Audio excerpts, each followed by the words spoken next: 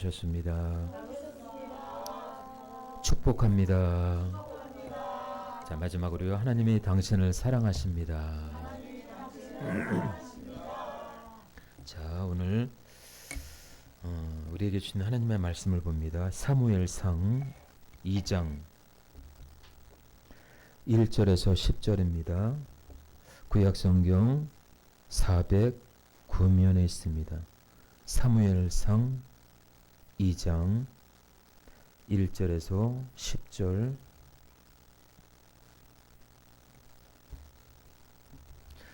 사무엘상 2장 1절에서 10절까지.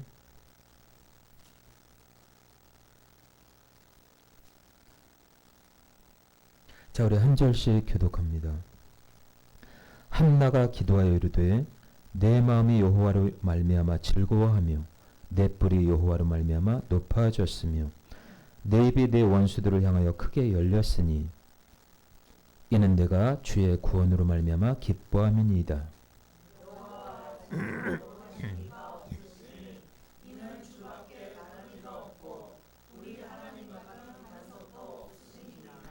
심히 교만한 말을 다시 하지 말 것이며 오만한 말을 너의 입에서 내지 말지어다. 여호와는 지식의 하나님이시라 행동을 달아보시느니라.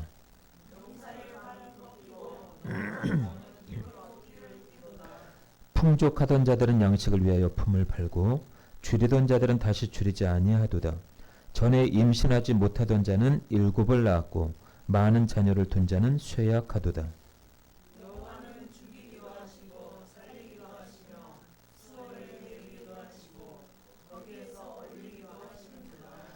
여호와는 가난하게도 하시고 부하게도 하시며 낮추기도 하시고 높이기도 하시는도다.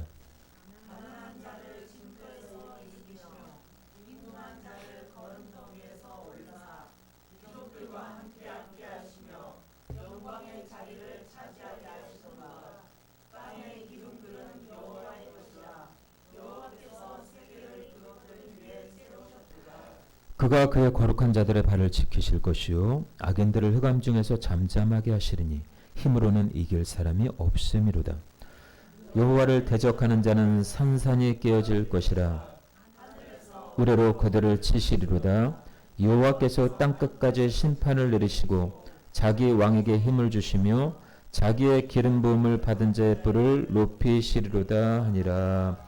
아멘. 자, 우리 따라서 할까요? 모범적인 가문의 영광. 자, 우리 같은 점으로 같이 은혜를 나누도록 하겠습니다. 여러분들 5월은 가정의 달이죠. 가정의 달인 만큼 여러분 한 분 한 분이 하나님의 은총이 함께 하시기를 주의 이름으로 축원합니다. 옛적부터 효라고 하는 것은 우리나라만의 일이 아니죠. 세계 어느 나라를 가더라도요. 효에 대한 사상은 깊이 뿌리 내려 있습니다. 특히 성경은 효에 대해서 굉장히 강조를 하고 있습니다. 요즘에는 자녀들이 너무나 잘못된 길로 많이 가죠. 그렇죠? 핸드폰이 그것을 다 망치는 것 같아요. 거기에는요 부모의 책임이 큽니다. 자녀는 잘못이 없어요. 왜요? 교육은 가정에서부터 일어나야 되기 때문에. 요즘에는 부모를 죽이는 자녀들도 있고요. 부모가 자녀를 죽이는 것도 모자라서 이제는 자녀가 부모를 죽이는 그런 일들이 가정마다 지금도 일어나고 있습니다. 여러분, 교육은 가정에서부터 일어나야 합니다. 가정에서 제대로 교육받지 못한 자녀는요, 나중에 커서 사회 범죄자가 되기 쉽습니다. 특히 부모는 자녀를 하나님의 말씀과 기도를 잘 양육해야 되고요. 하나님을 사랑하는 법을 일찍부터 알려주어야 합니다. 잠언 22장 6절은 말씀합니다. 마땅히 행할 길을 아이에게 가르치라. 그리하면 늙어서도 그것을 떠나지 아니하리라 말씀하십니다. 여러분, 가정에 기도하는 한 사람만 있어도요, 그 가정은 명문 가정이 될 수가 있습니다. 기도하는 부모가 되시길 축복합니다. 기도하는 부모 밑에 자녀가 잘 될 수밖에 없습니다. 그래서 가정에도 기도가 없으면요, 가정에 시험이 옵니다. 모범적인 부모 밑에 모범적인 자녀가 생겨납니다. 제대로 교육받지 못한 자녀는요, 불효를 일삼아요. 자녀의 탈선은 부모에게도 큰 책임이 있습니다. 먼저는 부모가 하나님을 의지하지 않고 기도하지 않았기 때문이고, 둘째는 자녀를 내 소유로 삼았기 때문에.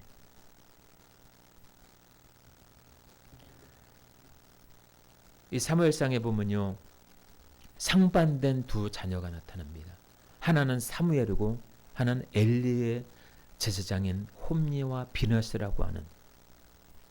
홈리와 비느하스는요, 사무엘상 2장 10절에 보니까 그들은 하나님을 알지 못하였더라 이렇게 기록하고 있어요. 그런데 사무엘은요, 항상 성전 중심의 생활을 했어요. 성전에서 생활하다 보니까 하나님께서 말씀하셔요. 사무엘아, 사무엘아. 누구십니까? 말씀하옵소서. 내가 듣겠나이다. 사무엘은 성전 중심의 삶을 살았어요. 지금 뭐 큰 자녀도 있겠지만은 될 수 있으면 자녀를요, 성전 중심의 삶을 살도록 해야 돼요.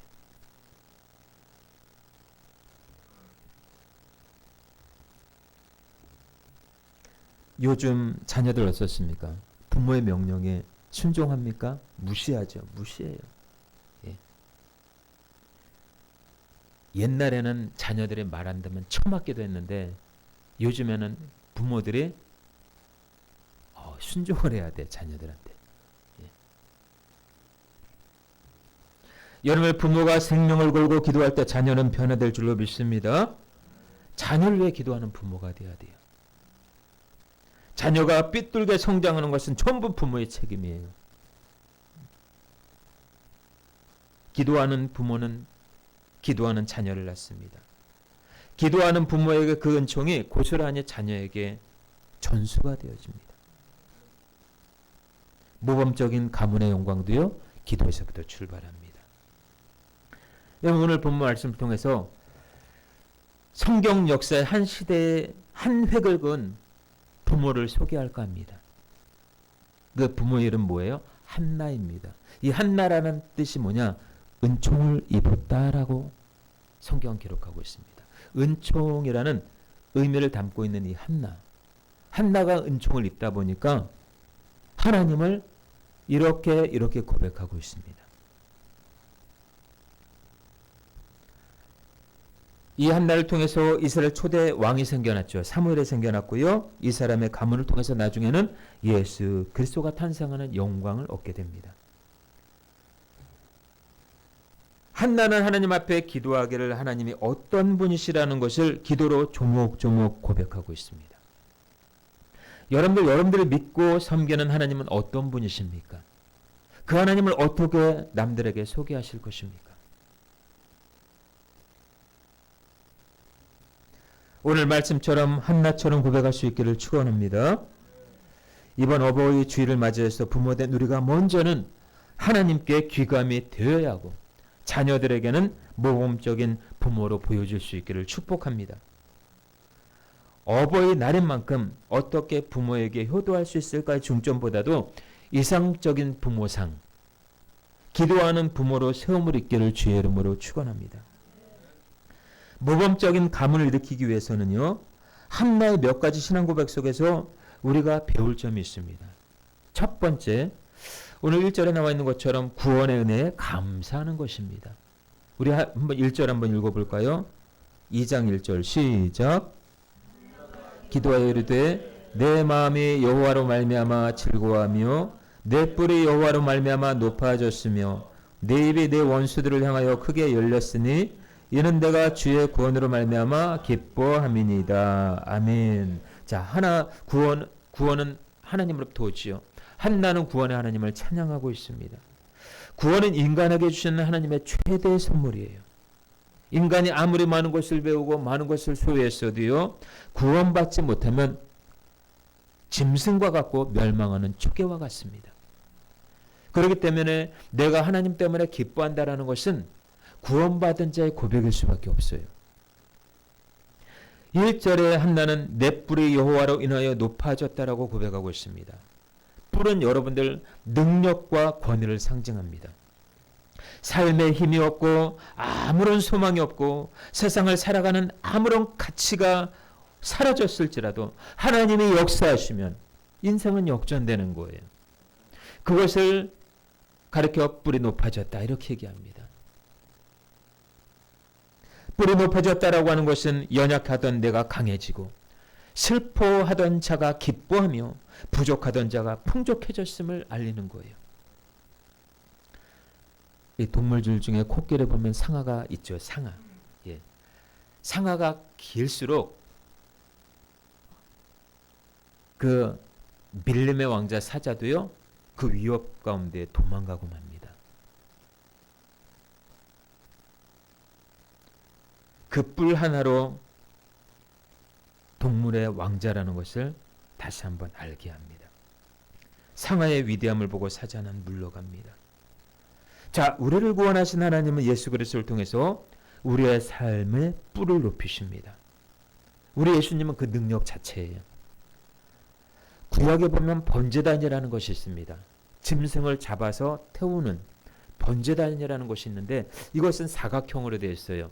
각 모서리마다 뿔이 이렇게 나 있습니다. 이 뿔은 능력을 상징합니다.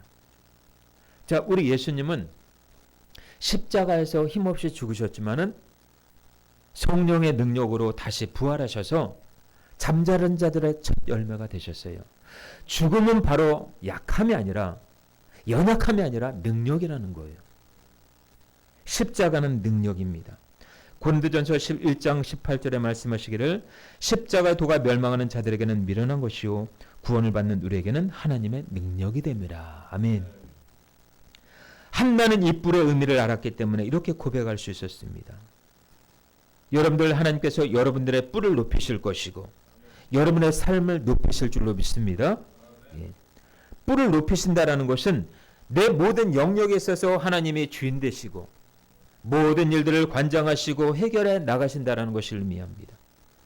여러분들 우리의 삶은 누가 책임지실까요? 하나님이 책임지십니다. 인간에게 일어나는 일은 결코 우연이 아니에요. 제가 쓴 책 광야에 보면요. 인간에게 일어나는 일들은 우연이 아니라 필연이라고 되어 있습니다. 마태복음 6장 26절에 하늘에 날아다니는 새들도 하나님이 기르신다고 했습니다. 더군다나 인간에게 있어서 값진 선물이며 축복은 바로 구원이라는 것인데 인간에게 일어나는 이 모든 대소사 일들은 하나님이 주관하신다라는 거예요. 돈으로도 살 수 없고 인간의 어떤 노력으로 얻을 수 없는 것이 바로 구원입니다. 이 구원은 예수님께서 십자가에서 인간을 위해 마련하신 하나님의 조건 없는 사랑의 결과라는 거예요. 하나님에 대해 누구보다 잘 아는 이 한나는 그 하나님을 이렇게 고백하고 있습니다. 여호와께서 내 뿔을 높이셨으며 가난하게도 하시고 부하게도 하시며 죽이기도 하시고 살리기도 하시는도다.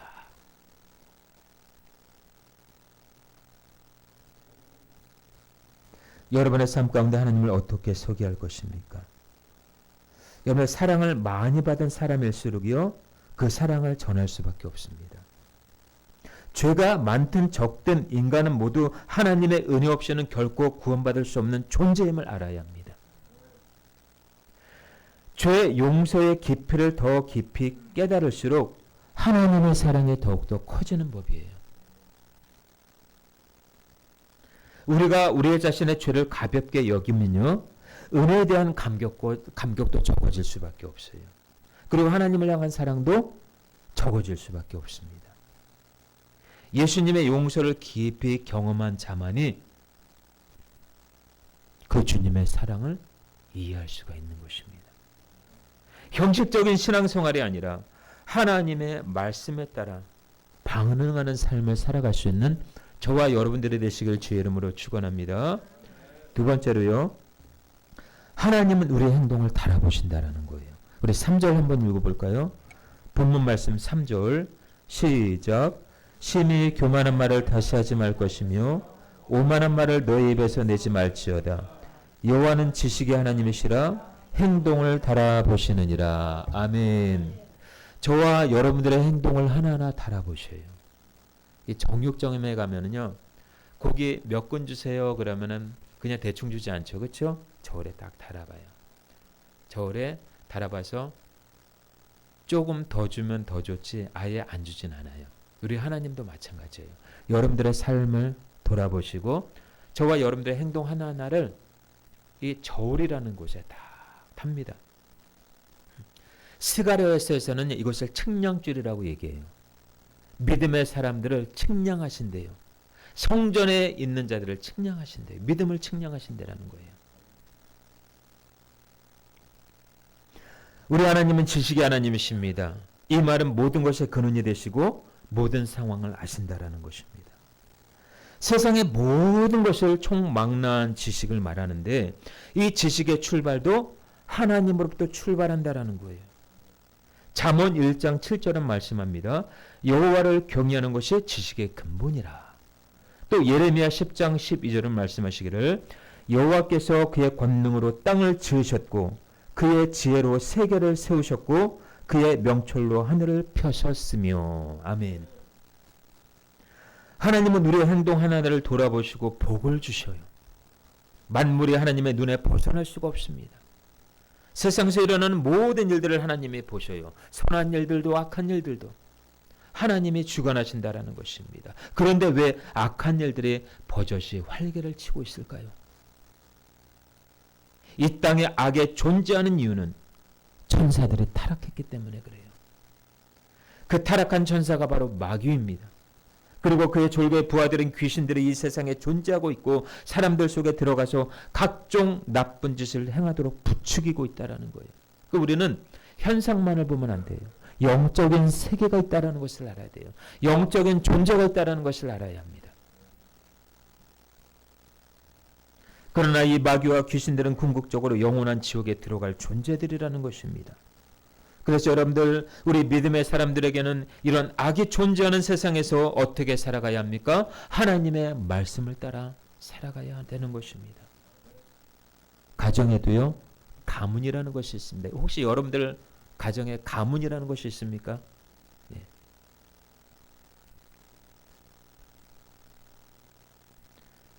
이 가문에 흐르는 형태가 분명히 있습니다. 가족 중에 암으로 돌아가신 분이 있으면요, 반드시 그 뿌리가 내려와요. 그래서 축복과 저주는 반드시 그 가문을 통해 흘러간다라는 것입니다. 여러분이 만약에 1세대라고 한다면요, 예수 믿는 1세대라고 한다면 여러분에 대해서 그 저주를 축복으로 바꾸시길 주의 이름으로 축원합니다. 아브라함도 1대였어요. 그가 순종의 사람이 되었을 때 그 가문을 통해 믿음의 계보가 형성되고 마침내 그 축복이 아브라함을 통해서 흘러간 것을 보게 됩니다. 부모된 우리가 모범적인 명문 가문을 이루기 위해서는 먼저 하나님의 말씀에 순종을 해야 합니다. 우리의 행동을 달아보시는 하나님은 우리의 행한 대로 보응하시는 하나님이셔요. 선한 일에는 선한 열매를 맺게 하시고 악한 일에는 악한 열매를 맺게 하시는 공평하신 하나님이십니다. 그래서 여러분들, 이 부모는 믿음의 가문을 자녀들에게 물려줄 수 있어야 합니다. 이제는 자녀들 보고 공부하라 공부하라 라고 하는 시대는 지났어요. 학생이면 학생 신분으로서 공부해야 되는데 공부하는 것보다 핸드폰 보는 것을 좋아하고 노는 걸 좋아하고, 그러나 학생 신분으로서 망각하면 안 되죠. 이거를 누가 말리겠습니까? 부모가 케어하겠습니까? 안 돼요. 부모도 안 됩니다. 부모가 할 수 있는 것은 기도예요. 할렐루야. 기도하면 하나님의 그 자녀를 만지셔요. 그래서 자녀가 하나님의 은혜를 받으면요, 공부하라 공부하라 하지 않아도 스스로가 공부를 하게 돼요. 왜요?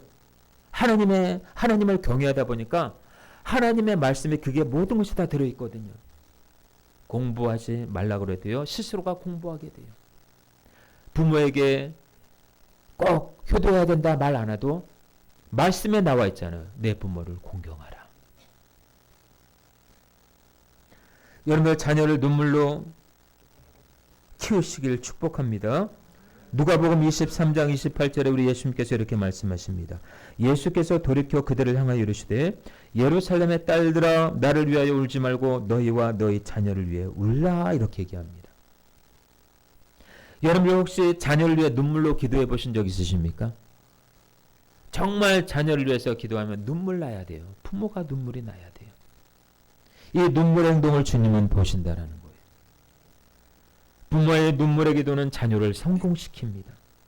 자녀들이 잘 되고 못 되고는 부모의 기도에 달려 있습니다. 한나의 이 눈물의 기도가 위대한 사무엘을 낳게 했고 더 나아가 예수 그리스도의 명문 가문의 족보에 오르는 영예를 안게 되었습니다. 기도해야 하는 부모가 되라고 하는 것이 오늘 하나님의 메시지예요. 여러분 기도하는 부모가 되시길 주의 이름으로 축원합니다. 세 번째로요. 6절 7절에 나와 있는 것처럼 인간의 흥망성쇠는 하나님의 손안에 있다라는 거예요. 우리 6절 7절 한번 읽어봅니다. 오늘 본문 말씀 6절 7절 시작. 여호와는 죽이기도 하시고 살리기도 하시며 시올에 내리기도 하시고 거기에서 올리기도 하시는도다. 여호와는 가난하기도 하시고 부하게도 하시며 낮추기도 하시고 높이기도 하시는도다. 아멘. 범사의 하나님을 인정하라는 것입니다. 인간이 죽고 사는 것이 주어진 운명에 달려있는 것이 아니라 하나님의 주권에 있음을 알아야 합니다. 한나는 그것을 누구보다 잘 알았습니다. 그래서 하나님을 그렇게 고백할 수 있었어요. 인간이 무엇을 경영한들 그것은 마치 꽃밭에 꽃을 심는 것과 같이 그 꽃이 시간이 지남에 따라 말라 비틀어질 수밖에 없습니다. 인간 또한 나이가 들면 들수록 연약해져 가는 것이 어떻게 할 수 없는 그것도 하나님의 영역이라는 거예요. 여러분들 심은 꽃을 10년 키우겠습니까? 20년 키우겠습니까?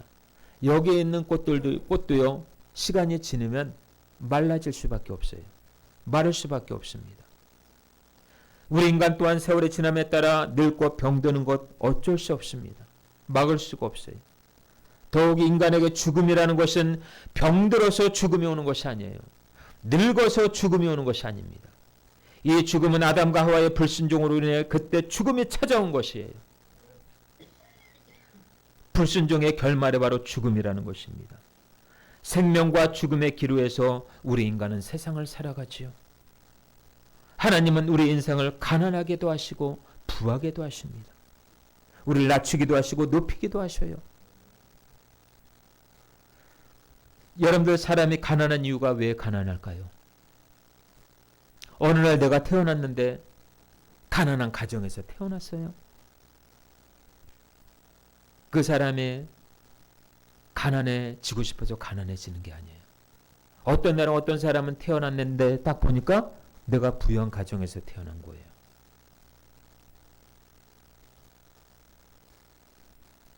내가 원해서 가난한 것도 아니고 내가 원해서 부유한 것도 아니라는 것입니다. 하나님의 전체적인 섭리 속에서 가난과 부유가 교차하는 것인데 인간이 이것을 누리게 된다라는 거예요. 그래서 하나님은 우리의 행동을 따라 하나님은 가난하게도 하시고 부하게도 하신다라는 것입니다.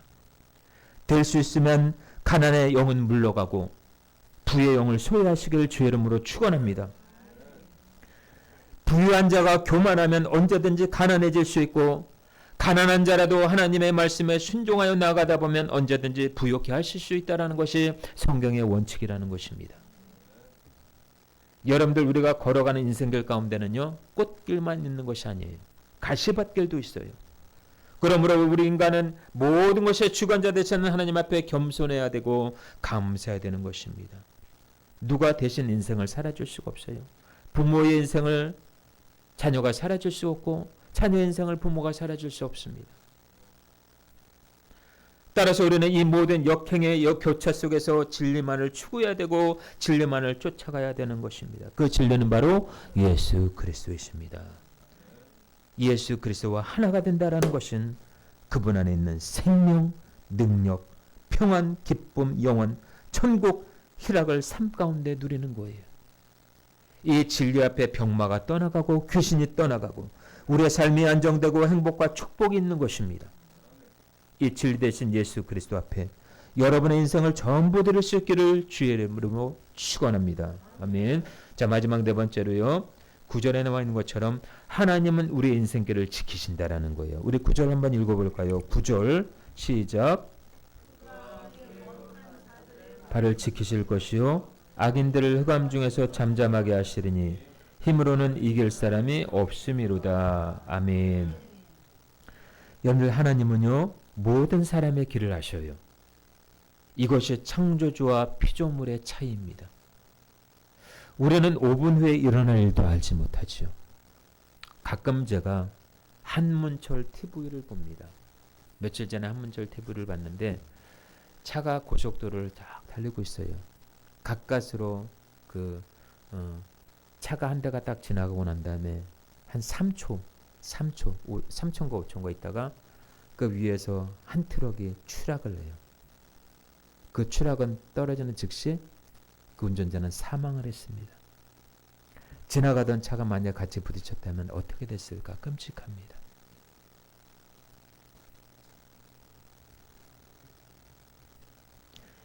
인간이 죽고 사는 것은요 우리의 지혜로 알 수가 없어요. 정말 하나님이 살아계시다면 왜 이런 일이 일어나야 될까? 하나님의 영역이기 때문에 우리가 어떻게 할 수가 없습니다. 그러나 특히 믿는 자들의 길을 주님은 아신다라는 거예요. 그의 길을 평탄케 하신다라는 것입니다. 닫힌 길을 여시며 홍해를 가르시며 사명에서 물을 나게 하시는 그 하나님, 없는 길도 만드시며 무에서 유를 창조하시는 그 하나님은 사람의 인생을 알고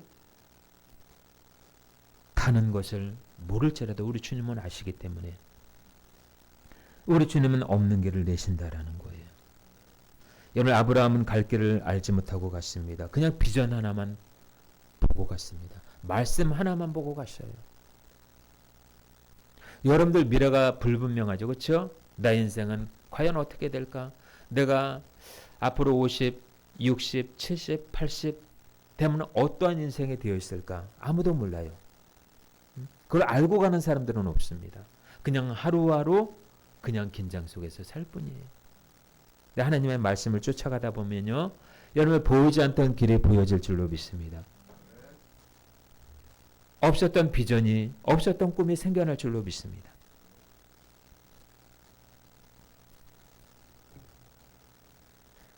그래서 하나님의 말씀에 따라 움직여가는 인생은요, 길이 없어도 길이 보이는 거예요. 다윗은 전쟁 가운데 하나님 앞에 기도로 승리할 수 있었습니다. 왜요? 한참 블레셋과의 전쟁 가운데서도 다윗은 하나님 앞에 지혜를 구했어요. 아버지 어떡할까요? 이 전쟁으로 봐서는 우리가 너무 수가 부족합니다. 도저히 이길 가망이 없습니다. 근데 하나님의 지혜를 딱 주셔요. 그 지혜로 승리할 수 있었던 거예요. 하나님을 가까이 하는 자에게 하나님을 가까이 하시고 하나님을 멀리하는 자에게 하나님을 멀리하셔요.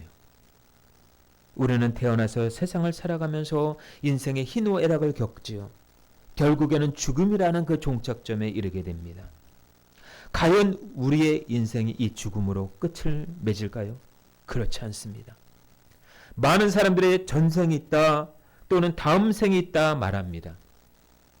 나름대로의 대비를 하며 살아가고 있지요. 어떻게 대비를 해야 될까요? 과연 다음 생은 존재할까요? 이 모든 의문점을 풀 수 있는 방법은 과연 있을까요? 결론적으로 말하면 있다라는 거예요. 천지를 지으신 엘로힘 하나님께서 친히 그의 증거로 주신 말씀을 보면요, 죄로 인해 이 땅에 와서 고난과 고통 속의 삶을 살아갈 수밖에 없는 인생을 하나님께서 알려주셨다라는 거예요. 그것은 뭐예요? 에베소서 2장 1절에 말씀하시는 것처럼 죄와 허물로 죽었던 너희를 살리셨도다. 주님께서 우리를 불쌍히 여기셔서 예수 그리스도의 십자가 보혈로 우리 인생을 살리셨다라는 것입니다. 그리고 다시 기회를 주시기 위해서 이 땅에 오셨어요. 하나님께서 친히 오셔서 구원의 진리를 세워주시고 천국 소망을 주셨습니다. 그래서 인간이 사는 세상에 일어나는 대소사가 전부 하나님의 말씀 안에 이루어지고 있다는 거예요. 우리는 성경을 아는 걸로 그치지 말고 성경을 하나님의 말씀으로 받고 믿으시길 축복합니다. 인간에게 주신 유일한 책인 이 성경은 우리에게 생명과도 같은 거예요. 우리가 거듭나는 것도 믿음도 구원도 치료도 능력도 다 이 말씀 안에 이루어져 있습니다. 이번 어버이 주일을 맞이해서 부모된 우리 자신이 먼저는 하나님께 순종하고요. 두 번째는 자녀들에게 믿음이라는 귀한 유산을 남겨줄 수 있기를 바랍니다. 그리고 자녀를 위한 기도를 쉬지 마시길 바랍니다. 결국에는 부모의 기도가 자녀의 인생을 만들어가는 것입니다. 이 절대적인 진리 앞에 저와 여러분의 믿음으로 반응하시고 행함으로 복을 받는 성도님들 다 되시길 우리 주 예수 그리스도 이름으로 축원합니다. 아멘. 우리 찬양한